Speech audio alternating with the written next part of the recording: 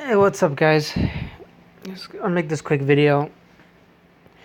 I've never made a video explaining through this through this app. Been meaning to, but here we go. So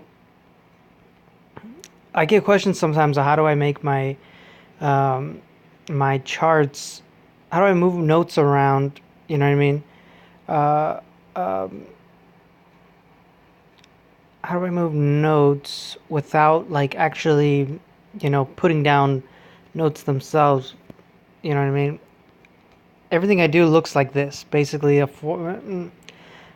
tabbed out, I guess, formula on a grid. So the horizontal lines are your strings, and then the vertical lines are your frets. So these can be placed anywhere. Everything's basically tuned in fourths, so everything's gonna move the same way no matter what. Unless I'm on like a guitar, then it gets kind of tricky. But I just wanted to show you this example how I get variations of the scale. This scale right here, that the recent one, Mana, I think it's called Manoran Johnny or something like that. I get it's the names are weird. I think it's like an Indian scale. So this is a one octave two string scale. Those white circles are the octave notes, root in octave. So this would be your root right here, and this would be octave. The black dots would be your either you think of them as your fingertips or the notes that you play in succession. So that you play 1, 2, 3, 4, 5, 6, 5-tone scale. This note here does not count. So I always use the 4 and 6 method. Four and 6 method. I have videos on it on Facebook, so if you guys want to check it out, go check it out. So in this case, what I'm going to do is I want to make this into the first variation chart that I've posted. So what I do is I take the octave and I move it over here to the traditional octave shape. Now you're wondering, how the hell did I get it over there? Or how did I know to put it there? Well, for one, we already know that this right here is your traditional octave shape, right? So that's an easy way. Or you can see it like this.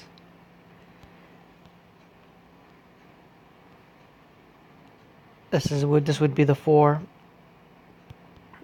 span. 1, 2, 3, 4. How there's 4 frets in between these two notes. So right here would be 2 strings. So this would be a string. This is a string. The notes will always be there, the same no matter what key you're in. This note is going to be the same as this note. So if I were to come over here and do 4 frets away, this note would always be right here, and so on. It would keep on going forever and ever. And then the same thing for in that direction. Find 4, that note would be right here. Alright. So now I'm going to take the next note and do the same thing. Find that 4 span, so it would be right here.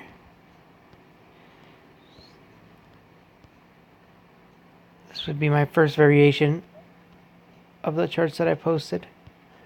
That's how I got that. Now let's do my second. I'll grab the next note. It's basically just me moving over stuff. I'm rolling it over itself. You know what I mean? If you look at it, I find that 4. So now that next note would be right here.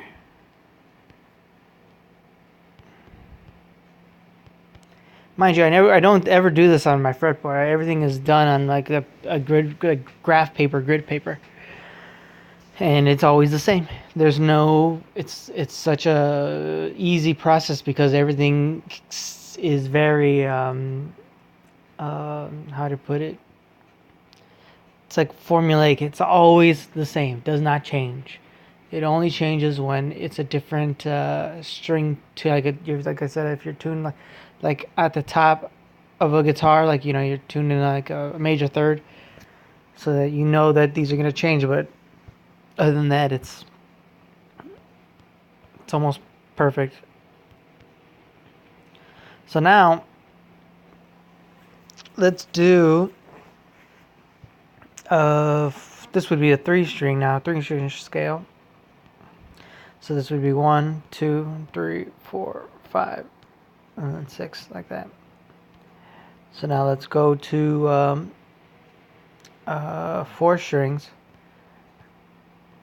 I think I can, yeah, I can make it. I thought I ran out of room. I always forget to change the orientation of the graph. So now I'm going to start again with the top.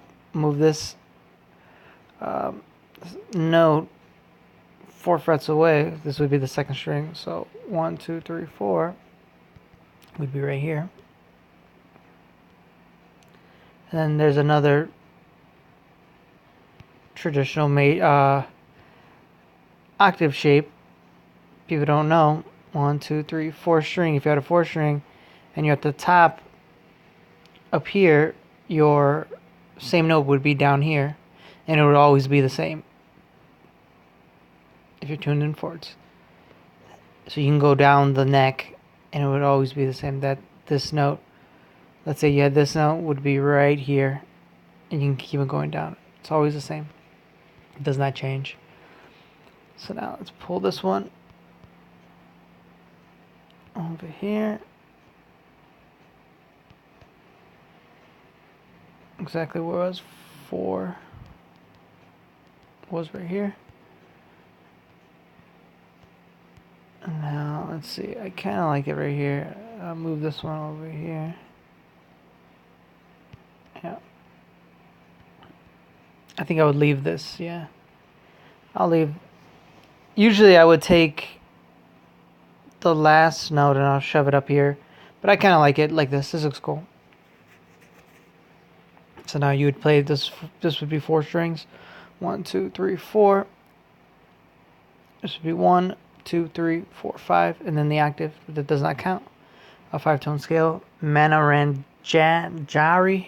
Johnny, and that's how I would do it. I don't have like a perfect grid paper. This is like the best I found, but this is how I would just roll over. You know what I mean? And make the charts for each mode. And it's always the same. Nothing changes. You do the 4 and 6s. Now, if I were to go backwards, it would turn. No, actually, no. The 6s are different. It's just a different direction. 4s would be in this. I don't know. It's harder to explain. I'll forget. I'll explain it in a different video. But this is how you would do how to get different variations without using a fretboard. And yeah, I think that's about it. If you guys have any questions, let me know. Peace.